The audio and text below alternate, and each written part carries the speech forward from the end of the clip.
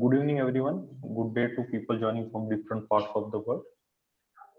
We are starting with the first webinar uh, in the series organized by Evaluation Association of Bhutan, EvalYouth Bhutan, in collaboration with APEA. The first session is Fostering Evaluation Ecosystem, Case of Bhutan. These are a couple of housekeeping rules we want everyone to follow. Kindly keep your microphones on mute and your videos disabled to ensure good quality of the webinar and preserving bandwidth for everyone. If you have any questions and queries, please leave them in the chat bar. I'm your moderator for the day, Yatin Divakar. In today's session, we'll first have a presentation on case of Bhutan based on report prepared by Evaluation Association of Bhutan, which will be followed by a panel discussion. And after the panel discussion, we will have a question and answer session. I request Jigme Rinjin to present the opening remarks. He is board member of Evaluation Association of Bhutan and was a member of Parliament of Bhutan from 2008 to 2018.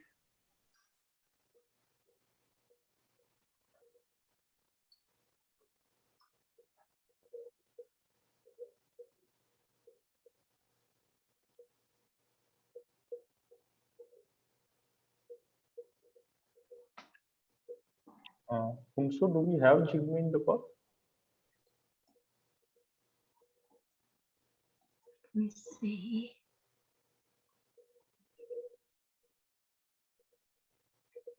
I think I see him, you know.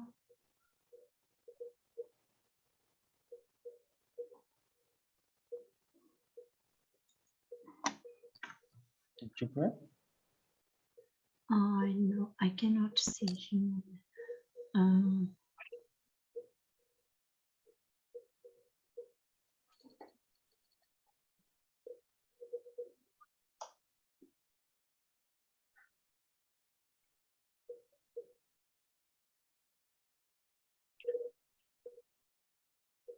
So let's move on. Yeah, I think he's not. Yes. I I think thought I saw him earlier, but that is some other Jigme, I think. So let's move on. I now call up Dr. Phunso Chode, who is chair of Evaluation Association of Bhutan and advisor to YE Bhutan. Is also governance board member of Community of Evaluators South Asia. She will be presenting today, so I request her to come take the stage. Dr. Phunso. thank you very much, Yatin, for the introduction. And I'm sorry, I have to put on my video. Okay. Thank you again for Yatin for the introduction, and to the participant, I would wish you good morning, afternoon, evening, and whatever time zone, whichever time zone you are on at the moment. And I'm so pleased to be here with you all, presenting this policy brief prepared by me based on the situation analysis report 2020 of EAB, Evaluation Association of Bhutan. So this fostering evaluation ecosystem case of Bhutan is a policy brief prepared based on the evaluation situation analysis report. And with that, I would briefly provide you the background on why this study was conducted and why this study was needed. As any other volpe, EAB is also responsible for fostering or for building evaluation culture in the country. So in order to be effective and more influential in delivering our mandates, EAB needed to know what's happening in the country and what is the ecosystem of evaluation in Bhutan, the existing ecosystem of evaluation like in Bhutan. So in order to understanding this will inform or will enable EAB to formulate or strategize its way forward. So with these two purposes in mind, we conducted a study in 2020 and it was supported by UNICEF Bhutan. And instrument we used for the study was an online survey. And the participants were the representatives from across all sectors in the country, including government, parliamentarians, private sector, corporate bodies, CSO, NGOs, and individual consultants and evaluators, and also M&E officials. And out of 336 email invitations sent to, we received 147 response, giving us a response rate of 44%. Next, please. And now with this brief background on the study, I would take you through our findings from this study, and basically to understand the entire ecosystem or the existing ecosystem of evaluation in the country. We looked at on the demand side of the evaluation, and both on the demand side and supply side of the evaluation. So let me first take you through the demand side. On the demand side, we looked at the enabling environment, which is very important for especially to build evaluation culture. And in case of Bhutan, national evaluation policy has already been drafted and yet to be endorsed for implementation. And currently there is no legal framework in implementation. So there is a lack of standard guide for giving or for providing a consistent development of a consistent national evaluation system at the moment. And also we looked at the awareness among the people and institutions in about the value of evaluation. And also we found out that the awareness is generally quite low and need to be strengthened, and especially in valuing evaluation. And evaluation is yet to become part of the governance in the country. And again, we looked at the evaluation in practice, currently in practice, and we noticed the evaluation culture is at the nascent stage at the moment. And when the culture is weak, obviously the demand for the evaluation will be low, and it is low. And because people do not really understand, or institutions do not really are not really aware about the value of evaluation and what it can do. So evaluation has not become a regular activity in the process of implementation of any projects and programs in the country, except for the few donor-funded projects. Next, please. And on the supply side, we looked at evaluators' capability, which is very important, because the capability of evaluator will determine the quality of evaluation that is being produced, that are useful for informing the future policy or future decision making. So among the participant evaluators we had, except for the few, most of them did not have any formal evaluation training. And also we looked at the organizational capacity in the country. And in Bhutan, Gross National Happiness Commission, which is equivalent to Planning Commission in other countries, is the designated agency for the from the government for the evaluation.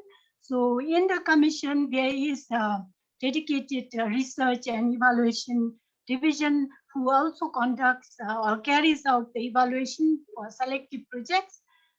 Beyond that, there are no designated M&E officials in the line agency, neither in the corporate bodies, private sectors, or in the CSOs. And thirdly, we looked at the formal training opportunities, and we found out that there are no institutions or academic body offering from our training on evaluation or program on evaluation, there are few institutions, especially private firms and the CSOs, providing this M&E training on an ad hoc basis. And in this kind of training, there is no standard training contents or curriculum being followed. And we found out that evaluators really needed the full support in terms of building their capacity and also professionalizing the profession, the evaluation. And lastly, we also looked at checked the awareness among the participants on the evaluation association of Bhutan, its existence. And as you can see here, that the response to this awareness is, I have represented it in the two big sad faces here, and it was disappointingly low among the participants. Next slide, please. And with this, we can know how the current ecosystem of evaluation is in the country.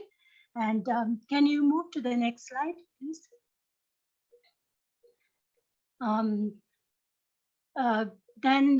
Now, understanding the ecosystem of the current evaluation system in the country, this should inform the way forward for Evaluation Association of Bhutan, how it should operate as an enabler in the evaluation ecosystem in the country. So again, we looked at, we have recommended both on the evaluation demand side and as well as on the supply side. On the demand side, as I have talked about, that NAP, National Evaluation Policy, in the draft stage and not yet endorsed, and Evaluation Association must support this endorsement of draft NAP through keeping the NAP dialogue alive, especially with collaborating with the key agencies in the country. And also, like, most important thing, the collaboration with the agency is very important for EAB to move forward with its mandates. And also EAB must engage in continuous advocacy activities, informing and educating people on the value of evaluation and what it can do to them. So there must be a continuous advocacy activities happening in order to build the evaluation vibrant ecosystem of evaluation. And on the supply side, again, like evaluation, EAB must focus on building evaluation capacity, professionalizing evaluation, and a few things like it needs to initiate collaboration with institutions and universities, and also support in standardized and localized evaluation training contents, which is very important. Whatever training we receive, our people receive in terms of evaluation, must be aligned with the development activities happening in the country. So it is very important to bring in the local knowledge to the training contents. And also, like evaluation EAB must be able to provide the platform for evaluators to network as well as to share knowledge among themselves. And also on the supply side, also there is a continuous need for advocacy on the need for professionalizing evaluation as well as capacity building of the evaluators. And next slide, please. And now this is my last slide.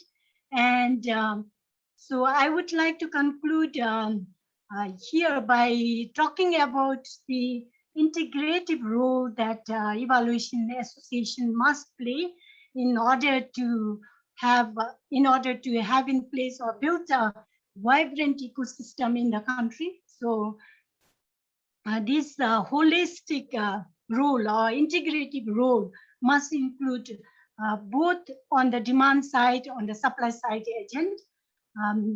So on the demand side, as I have talked about before, so especially when we talk when I talk about the demand side, we are talking from the perspective of the user side.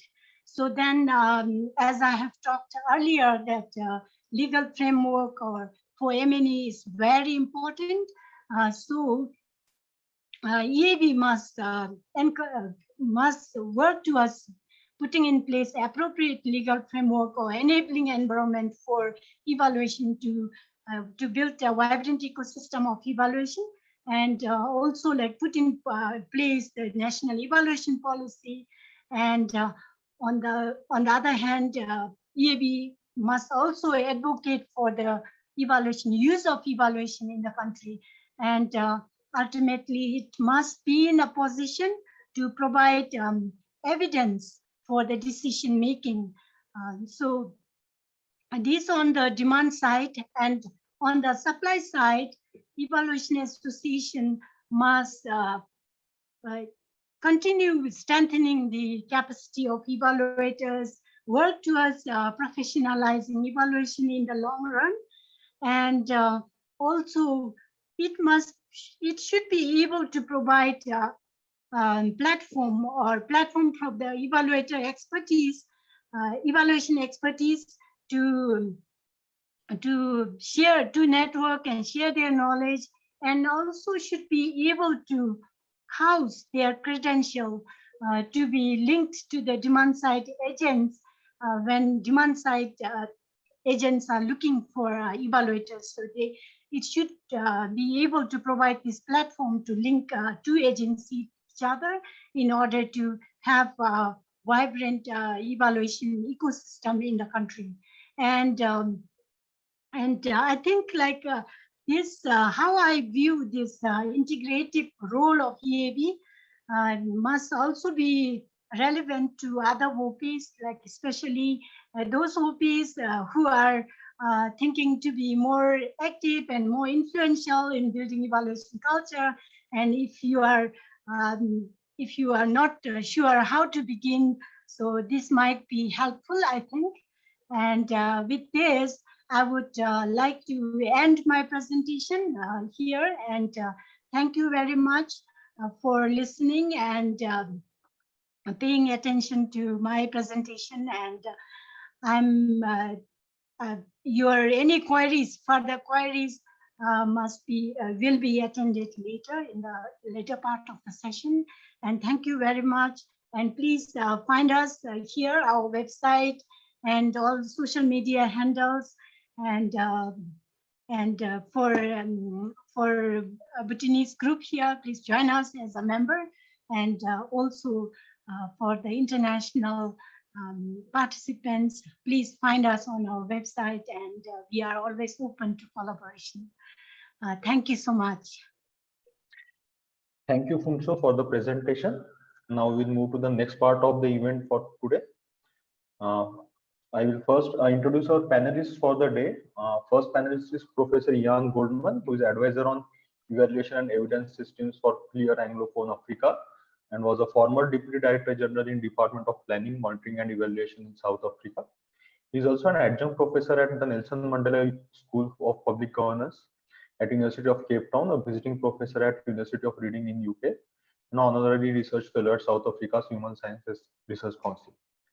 Our other panelist is Ms. Megha Pradhan. She is Director of Clear South Asia and Associate Director of Training at JPAL South Asia, and also Assistant Professor of Economics at University of Delhi. She has a Master's in Economics from Delhi School of Economics and another Master's in Economics from University of Maryland, College Park. So now I will stop sharing my screen so we can focus on our panelists for the day. I request both our panelists to turn on their videos.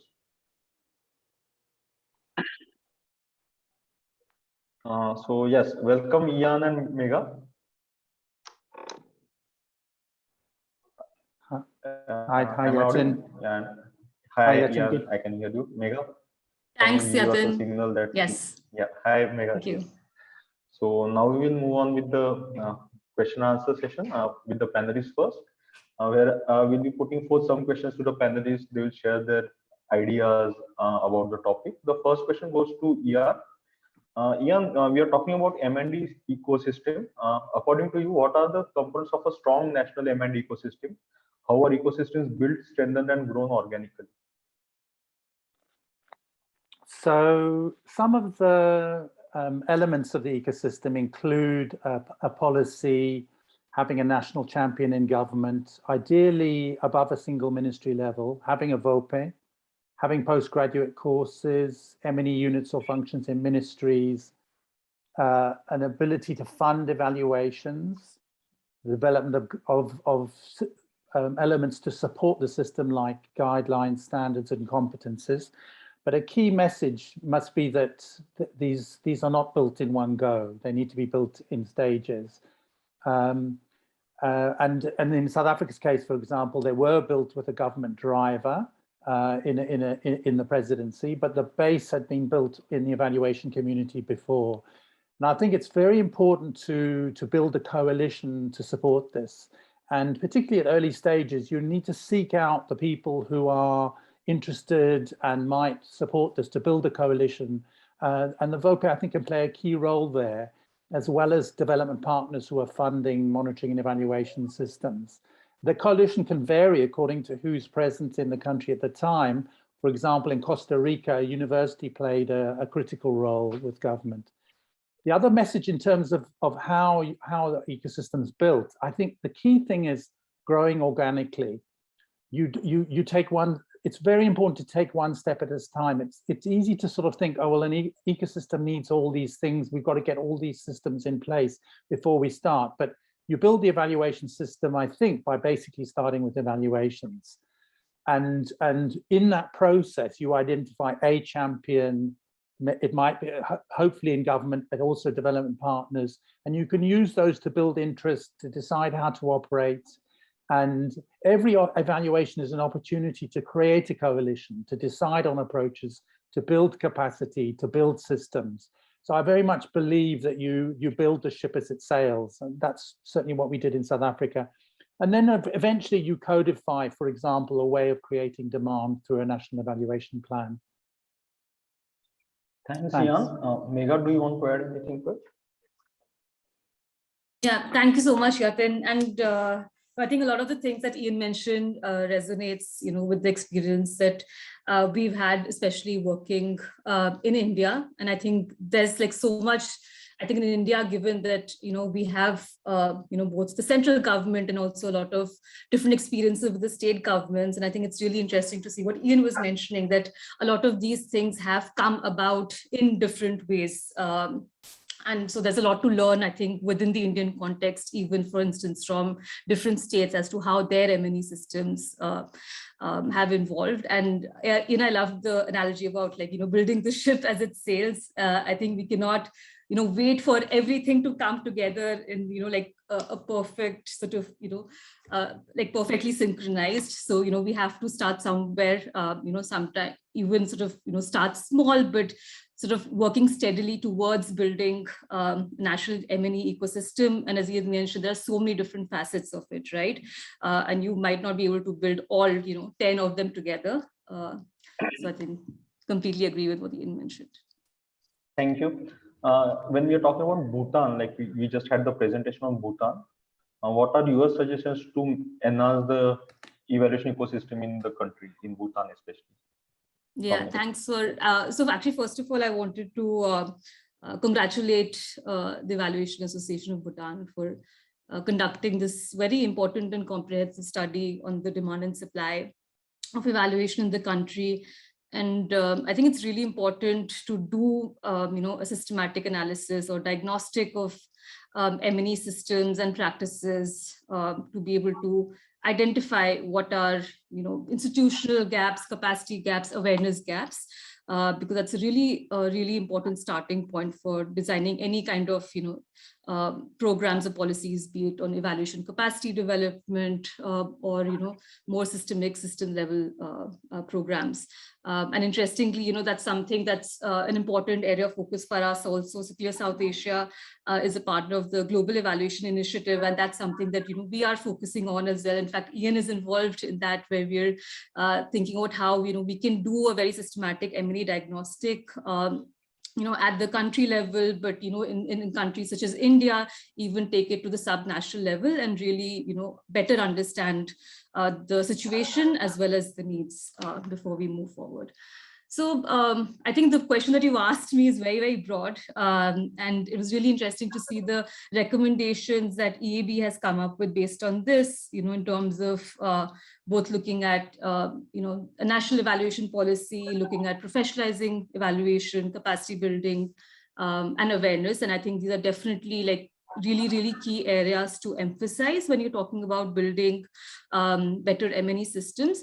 And I actually wanted to, deep dive into one of these for the sake of this discussion, which is on capacity building, since that's, really the area of focus that we at Clear South Asia have had. And I think based on our experiences in building M&E capacities in the region over the last 10 years, I wanted to sort of come up with some, I don't want to call them suggestions, but I would say, reflections and learnings. So I think one thing on capacity building, which we have found, which I'm sure would be useful based on the findings from this report, is, and I mean, as we've seen from the report, that both from the supply side and the demand side, things need to be strengthened. And I think oftentimes when we think about capacity building, we just think about the supply side, right? How can we improve the skills and competencies of evaluators, those who are producing the evidence.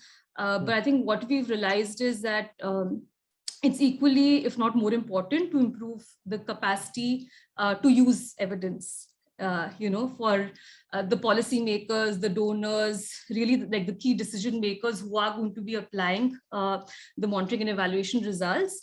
How can we strengthen their capacity to, for instance, better interpret evidence, better absorb the research that's been done and use it in policies. And I think there, we sort of, I would say, move away from like the technical concepts of monitoring and evaluation, but the kinds of things that we need to think about when you're doing capacity building on the supply side is, how we can bring about not just a knowledge change, but a really big mindset and behavioral change. Why is evaluation important? And a lot of times, from the programmatic point of view, it's something which people often think that you have to spend money on evaluation, but then thinking about how evaluations can actually help in more efficient utilization of resources, given that the findings that they throw up. I think all of these things are really important. So I think the first suggestion would be thinking about capacity building, not just for producers of M&E, but from the supply side as well. So thinking about what kind of content is useful for policymakers.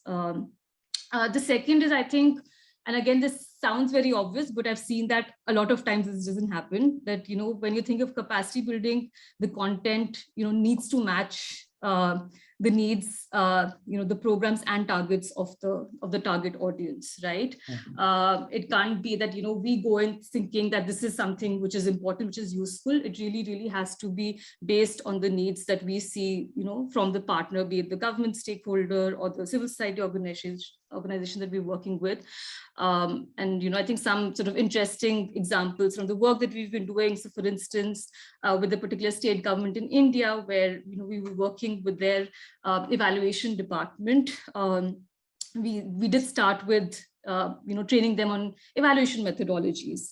But gradually we realized that a lot of the times they were not conducting the evaluations themselves, but they were commissioning evaluations, right? So based on that demand and need that we saw, then we responded accordingly, saying that, okay, we'll help you think about how to better commission evaluations, right? So really changing changing what we're bringing to the table based on what the need is.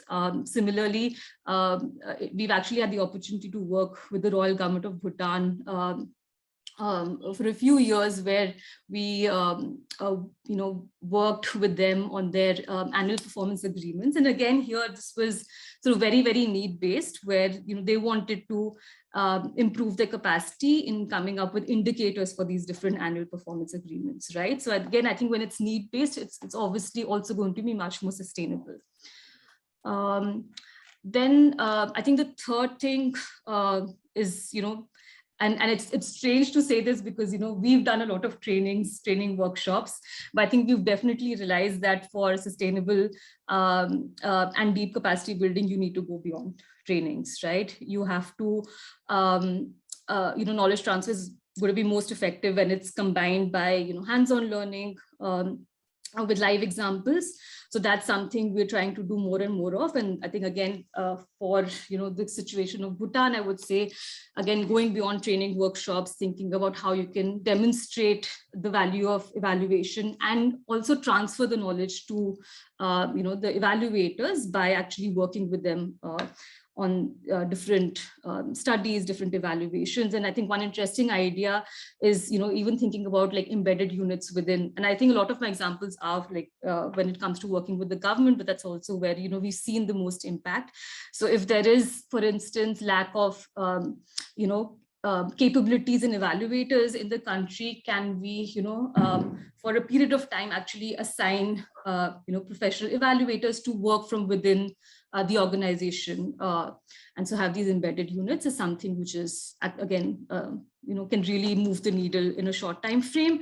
And I think last is just like, I think having a long-term partnership model. And again, that's something that even Ian mentioned, just like thinking about how we need to have like consortiums. And, when we're working with, especially with the government, you really need to have a capacity building model, which is, has a 360-degree embedded approach, and not just, again, one of trainings. I'll stop now.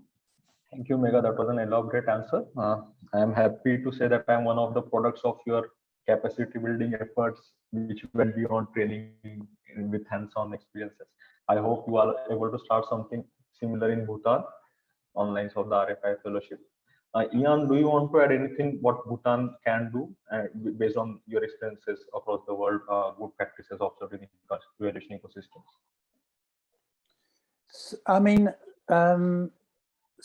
I think what you can see is a policy is a good idea, and there are many countries now that have policies that one can learn from. But it's not essential to start with a policy before you start doing evaluations. But it is important to have some idea of how you would like to take your evaluation system forward. Picking up on a point Megha said, I think the most important form of capacity building is learning by doing. And in South Africa, what we did is the central champion, which was in the Department of Planning, Monitoring and Evaluation.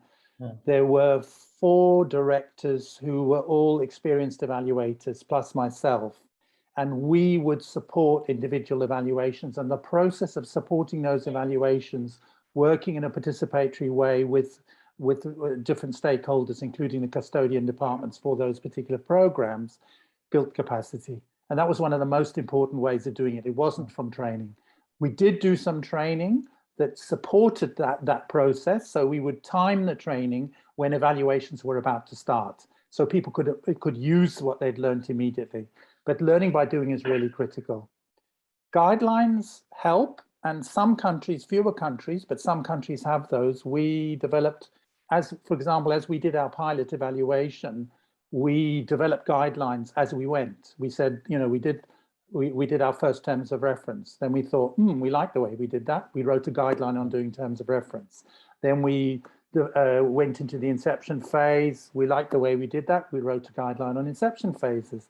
When the evaluation was over, we decided we wanted to do a management response and an improvement plan, and we wrote guidelines for those. So again, building the system as we went, but also trying to implement even our first evaluation in a way that we thought would follow the utilization focus that we wanted and help to build capacity. There are other things like national evaluation plans. I mean, Costa Rica, South Africa have those. I think it's a good model to follow, but probably further down the line. Uganda has an interesting model of basket funds, which I think is a good model for countries where they're going to be using a lot of donor funds to support their system, so that rather than being driven by the donors, you establish a basket fund and say, this is what we want to do. You can put some fund into it. Having improvement plans, I think, is very important, because all too often we focus on the supply side, as Megha said. We don't focus on the demand side and the use side. And we've put a lot of thinking around use. And one of the things we did was we developed a system with improvement plans. So when the evaluation is finished, an improvement plan is developed to say, how are we going to take on the findings and do things differently? And then the tracking of those is also important as well. I think one other thing, well, maybe two other things to highlight. One is that Mexico was very clever about building a system of feeding into the budget process from evaluations. And if you can, and this helps to create use of the evaluation system. And of course, your Ministry of Finance is a key stakeholder. So if you can convince them that this can add value for them, they will help to fund evaluations because they then see it's worthwhile. So I think it's having that link to budget is very important. And then lastly, there's a big issue about culture. We saw that in the Bhutan case, but it's true in most countries. There's a fear of evaluations, and most bureaucracies have a compliance culture. And there's a feeling that evaluations will be punitive and they don't want to expose failure. That's a big problem. And so one of the things we did in South Africa that's later been extended to a number of African countries is we ran a training for the permanent secretaries, so we call them director generals, the heads of the public service. And we've trained in South Africa over 350 of the top 3 levels of the public service in evidence and why evidence is important, and using that to show why evaluations are very important. And this directly led to a number of evaluations being taken forward where ministries were reluctant to do it because they could see the point. Thanks. Thank you, Jan. Those are some interesting examples from across the world. And I've been taking notes for what I want to do, how I want to take systems ahead in India at least. So thank you for that. Megha, do you want to add anything to it, especially based on your experience in South Asia and how the systems in South Asia are different from Europe, America, so our peculiarities in this region, something based on that? Yeah, so I think all regions, and in fact, I think we'd see that even countries in the same continent, so within South Asia, have had, I would say, like a range of different starting points and evolution of M&E policies, institutions, and systems. And it's really, I mean, yeah, I think Ian has definitely a lot of expertise in all of these, how different country M&E systems have evolved. And they've, I mean, he talked about the Mexico example. They've all originated from sort of different, some of them could have been administrative reforms. There could have been like a political push. Or a lot of times we've also seen how it's been a push from multilateral organizations, sometimes a very vibrant civil society system. I think in South Asia, what's been interesting is I think that most of the countries, be it India, Bangladesh, Nepal, it has been embedded in the planning process. And so I think at least like on paper, there has been a long history, of M&E in terms of there being, institutions since the very beginning. But of course, I think the evolution has not been very, very smooth, I mean, especially in India, there have been gaps and there have been like, resurgences. So, and of course, in other countries, because of like other political issues, there have been pauses. I think another thing which I'm seeing now is, what Ian also pointed out, which is sort of like, aligning it to how the Ministry of Finance is sort of like approving budgets. And so there is this, momentum towards, results-based monitoring and evaluation. And I think that's definitely something which is, very, very powerful. So in India, with the new output outcome management monitoring framework, I think that's going to be a very powerful tool, especially for and that's how it's also being designed, right? Especially for large programs, where you have I think it is not to say that you want to do exactly the same kind of monitoring and evaluation across the board. You have to be strategic, right? And so really, what are the large schemes, the ones that have like high budgets, and I think accordingly prioritize those.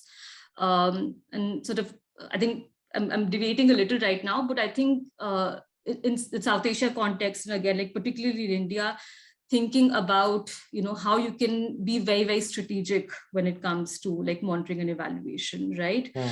So having that, like a very strong M&E strategy in terms of, when is it that you're doing monitoring and evaluation? How are you doing it? And again, tying it back to the use case. And I think this is where having a lot of different, working with a lot of different entities. So I would say, like, even, I mean, I know we talk about the national level, but because a lot of experience has been at the state level, I think even at the state level, you want to be able to work with multiple partners together, right?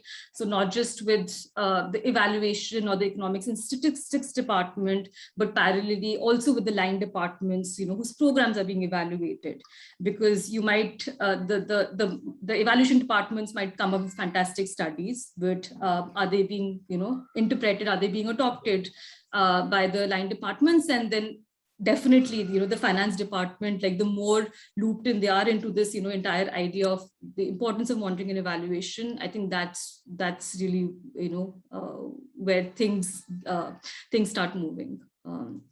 And I think, like, again, like a lot of my experience is based in India, but I think definitely, I think even in other countries in South Asia, there are similar learnings, and I think that would be useful. Thanks, Megha. Ian, you had mentioned a few things about South African experience. Do you want to elaborate upon that and the peculiarities in South Africa government systems and how it affected the M&E ecosystem built up there? So one of the features in South Africa is there's actually no particular act that supports planning, monitoring, and evaluation. And so we needed our policy to get an executive decision that our planning and monitoring and evaluation systems should be developed. So our policy was important. And the system actually developed because of a particular political change that happened in 2009, where there was dissatisfaction with service delivery, and monitoring and monitoring evaluation was seen as being important to try and improve service delivery. And so that opened up this creation of a new ministry in the presidency with a department to run the system. The other thing that was very fortunate is at an early stage, we had an evidence-based policy project. And I was actually I started off working in this evidence-based policy project in the presidency. And then I was seconded into this new department that was being created. And they then asked me to develop our national evaluation policy and then to implement it. And so having this program, which is called the Program to Support Pro-Poor Policy Development, but this evidence-based policy project allowed room for experimentation because it had a budget to do study visits, to run training, to develop guidelines and things like that. And that was a really very, very, very useful at an early stage of development of the system, and something that's really worth considering, I think, if one can. Another thing is we did have a strong volpe, and that strong volpe meant there was a strong base of people to draw from to help build the system. And another feature is that we are a semi-federal country. It's not completely federal, but we do have provincial governments. And so that gave a particular flavor to the way we had to operate. So we couldn't tell these provincial governments what to do. We had to work with them and collaborate with them and bring them into the coalition supporting evaluation and piloting systems with them and helping to build, building the ship as we sailed again, working initially with 2 provinces and then building up to work with the other provinces. Thank you. Yeah, that's great. Ian, when you're building an evaluation ecosystem, what are the challenges which we come across? Like you mentioned some from South African experience, but what are the other challenges that we might come across and how can they be effectively managed? So I think one of the key things is, I think, especially now that there are more countries with systems, there tends to be this focus on, we need these 20 components. We need to get them all up and running. And people spend a lot of time focusing on the bits of paper instead of starting by doing things. So just to reiterate the point, to start by doing evaluations and learning from the evaluations and using the evaluations to build an interest and commitment that this is something that's worthwhile. So that'd be one thing. The other thing is, I think, is too often, I mean, supposedly with the Paris Agreement, I mean, development partners are supposed to use national systems, but the reality is they usually don't. And so they follow their own systems, and this actually leads to weakening of government systems. It's not neutral, it weakens them because everybody's having to learn 15, 20 different systems because that's what each funder is using. So we need to get development partners to buy into the national system. And for example, I mentioned this idea of the basket fund that Uganda used. So getting an agreement from development partners, they will use the system, is very important. And I've just been doing some work with the United Nations Evaluation Group, which is focusing on this particular issue. I talked earlier also about the problem of the lack of buy-in by senior managers. And a lot of my job as head of evaluation was actually to try and convince permanent secretaries that we weren't there to expose them. We were there to get performance improvement, to improve the impact of what government was doing. And this course that we ran that I mentioned earlier was very important in helping to build this understanding of what we're trying to do and to overcome the punitive mindset. So I think those are some of the challenges and suggestions I would make. Thank you, Ian. In your various questions, starting from the very first question, you have been mentioning about role of volpe. That is one question that I want to pose to both of you, especially Megha first. What is the role of volpe and now the EvalYouth chapters which are coming up across most countries? How can they be important in building an evaluation ecosystem or strengthening it? Yeah, I think a lot of the, gaps that we've been talking about, right? And there are a lot of, players in this, field of monitoring and evaluation. And I think, VOPEs, given how they're structured and given their mission, I think they can play a very critical role, for instance, in, terms of like coordinating and convening, different partners. And that's something which is of course already happening, but I want to highlight that that's a very, very important role, right? Given that, there are a lot of us, there is a lot of fragmentation. I think getting different partners together, in the same room, even discussions, webinars like these, but like online, like on a variety of different topics. I think that's a really important role that VOPEs play. Secondly, there is so much of interesting and innovative work that is happening in the field, but and I was actually very impressed when Ian was talking about how they did something and it worked, and then they came up with sort of like a list of an advisory and a document. I think a lot of times that doesn't get done, right? Because you just move from like project to project, and there's a lot of knowledge that is there, but it's not really consolidated and curated. And I think that's another really important role that VOPEs play and can do more of. I think just like consolidation, a lot of the knowledge that's already there being generated by different players. That was about VOPEs. Do either of you want to add about how EvalYouth chapters and YEs can contribute to the process? What should be our role?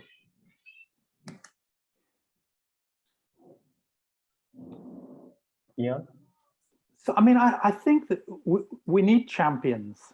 You need champions. And in a situation where perhaps government is not so strong on the evaluation side, the VOPE has a critical role to play in building interest, in making linkages, in exposing people. And so does EvalYouth. I mean, you can play a similar role in doing that. In some cases, I think the EvalYouth chapters are much more dynamic than the VOPEs are, for example. So they can then play this important role of this, it's like a knowledge brokering role of making people aware.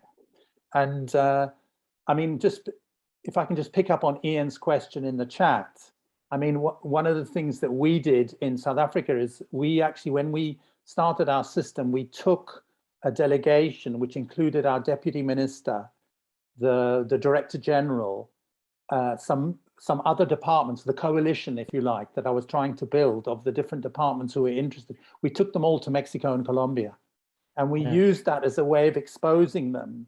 And so at the end of that visit, the minister and the director general basically said, yeah, this is what we want to do. Now go away and design how we're going to do it. And so we built that political commitment. But similarly, volpes can be playing that brokering role of helping to expose people, helping to, for example, I mean, you know, it's like boss management. Who do you, you know, trying to get your minister invited to something where they will be exposed to a working system and they will hopefully be impressed. We also took our MPs from a parliamentary committee. We took them to the US and Canada, and we took them to Kenya and Uganda. And we didn't know, but they were using it to benchmark us. And so at the end of it, they said, okay, we like what you're doing. We understand what you're trying to do now. We've seen what others have done. We thought we were building their capacity, but they were actually using it to benchmark us. So I think, you know, if you're strategic and you're what I'd call an evidence entrepreneur or an evaluation entrepreneur, you're looking for these opportunities to build these relationships, to build these bridges, to build the understanding, to build the excitement and enthusiasm. Thank you. Yeah. You also partially answered the question. Megha, can I, I would please. also like to take the question on champions. You know, I think that's something which, you know, we have found to be really, really important, especially when you're getting things started, right? And, you know, getting an opportunity to showcase the value of evaluations through a champion, you know, so a person who's already believes in the mission. And then that gives an opportunity to demonstrate to other people who may not have initially sort of, you know, really bought the idea of evaluations. And especially, I think in India, and I'm sure it's true for other, you know, South Asian countries as well, you know, once there's like this sort of best practice that somebody has shown, people love that, right? They may not have initially like, you know, bought the idea, but once you're able to come up with a lot of these, you know, value propositions with a champion, you know, so really getting a conducive environment for you to do that kind of work, which shows the power of evidence and evaluation, and then taking it to, you know, other stakeholders. I think that's really, really important. But at the same time, I think what we've realized is because of, you know, typically your champions will be really high level people, you know, high level bureaucrats or ministers, parliamentarians. But at the same time, you know, once you get the in, making sure that, because a lot of the times these people are not going to be there forever in the system, right? So they might get transferred, etc. So making sure that you're also like creating a very strong base, you know, through your work with the department staff, with mid-level officers, I think parallelly that's really, really important. One thing I forgot to add, I think was, and I guess this also ties to your question on like, you know, EvalYouth and like the work that's happening on young and emerging evaluators. I think even like, I mean, both VOPEs and EvalYouth chapters, like, you know, really mainstreaming and demystifying this field of evaluation. It can sort of seem, you know, very, very technical, or people who've not, for instance, you know, in India, there are hardly any universities, you know, who teach evaluation as a field. So really making that, creating that knowledge and awareness of what really is evaluation, I think is very, very important. Thank you, Megha.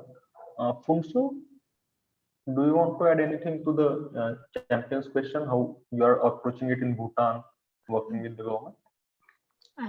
Yes, I would definitely like to respond to that.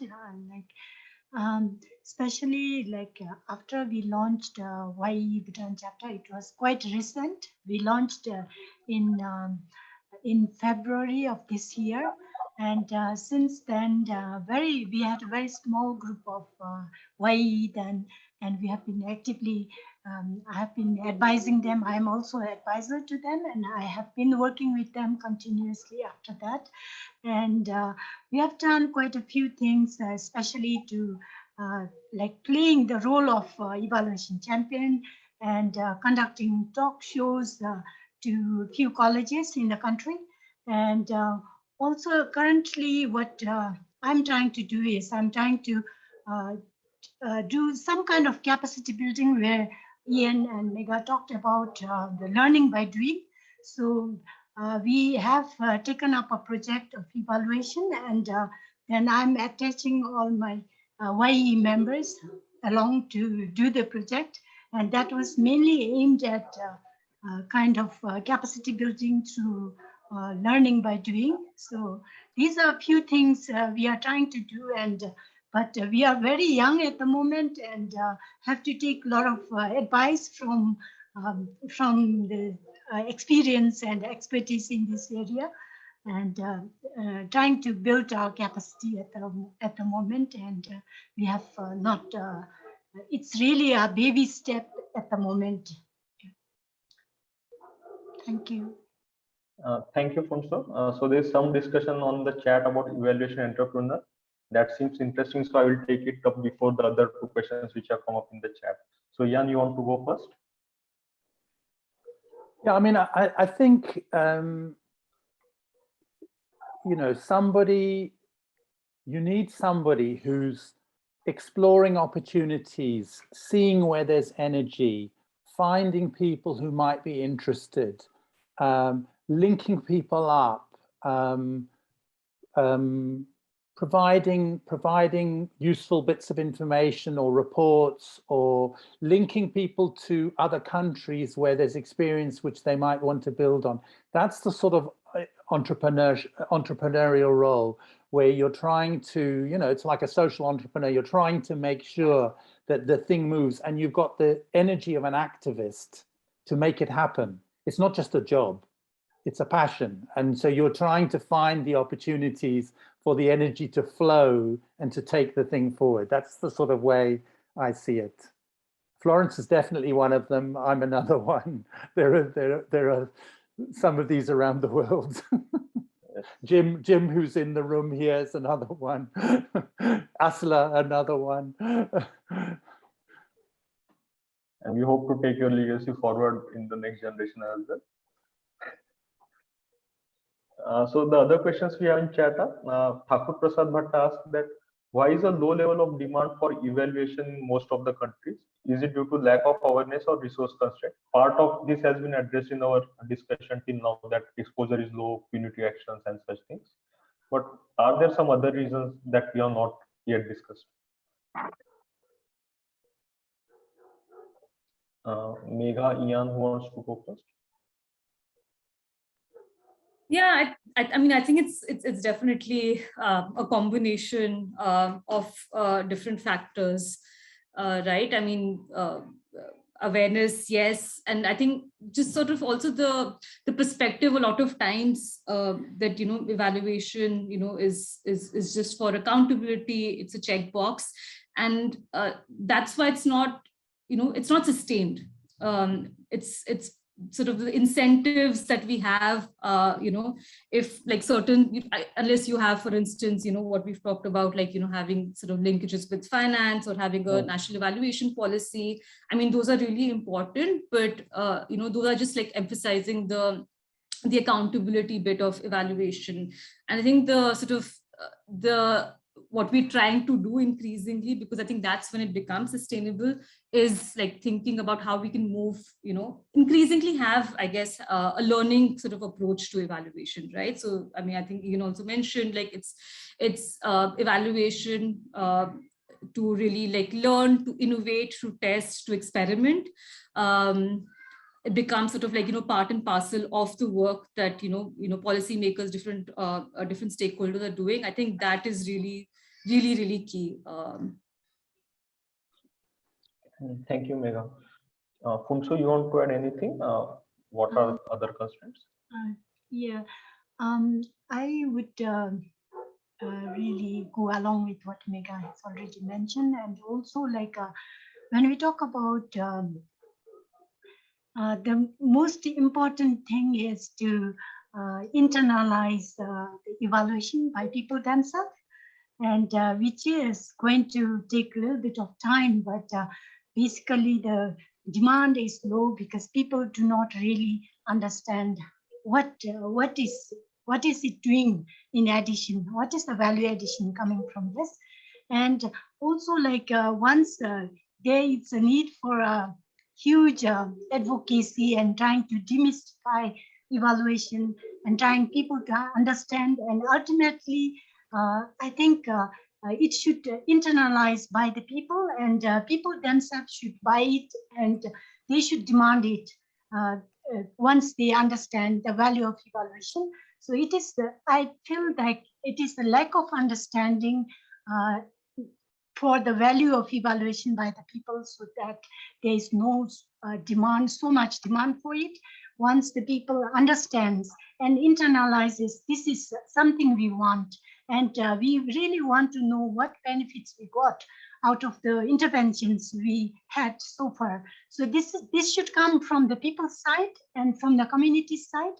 And in order to that to happen, we need, I feel that we need a lot of advocacy to be done to reach to that level. And so once they internalize it, then demand would be there, I think.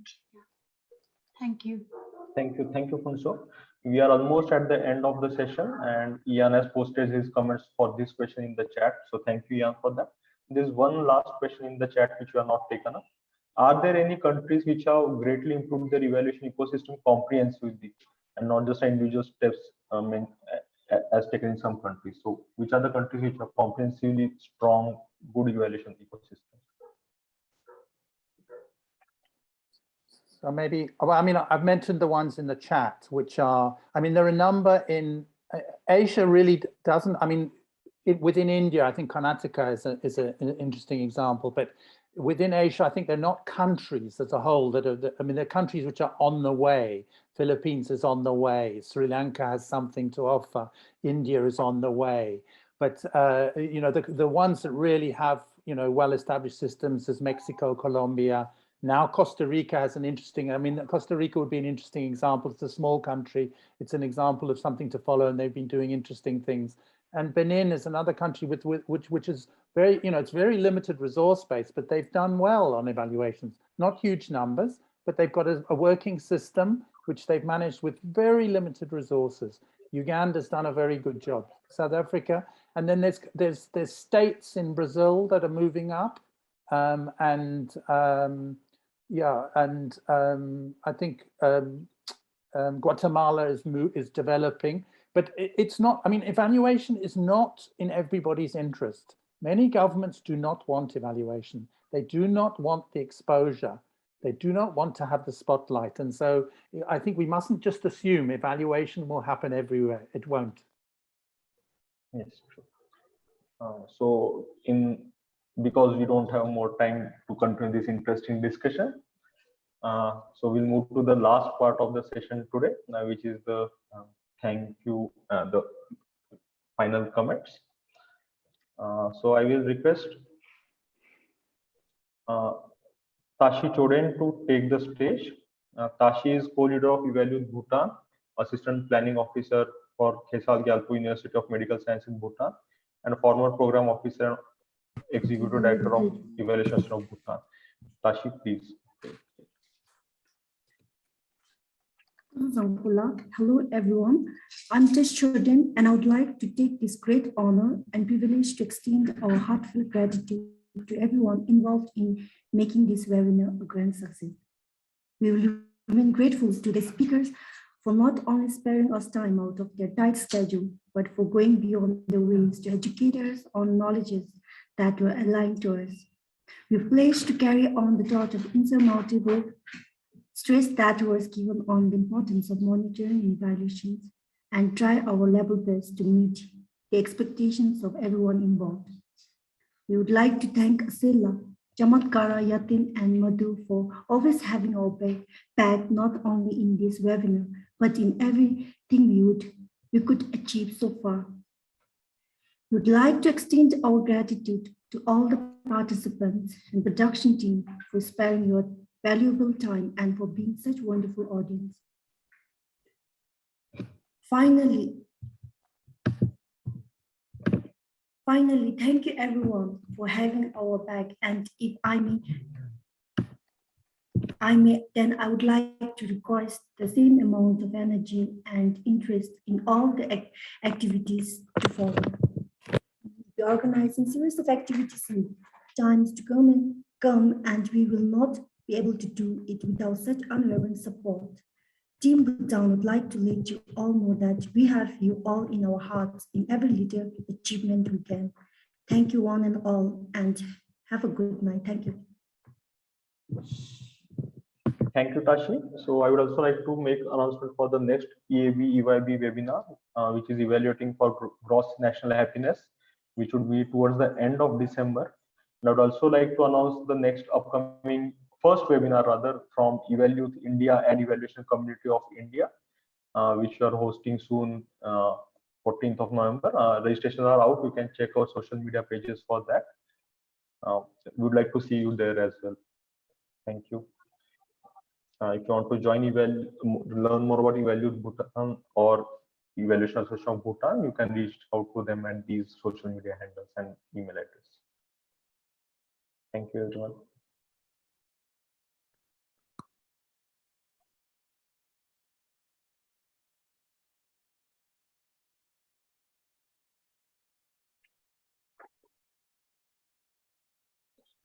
Thanks, everybody. Thank you, Bye-bye. everyone. And Bye. it's really nice. Thank you. Thank you, Yatin. Thanks, everyone. Good luck with it. Thank you.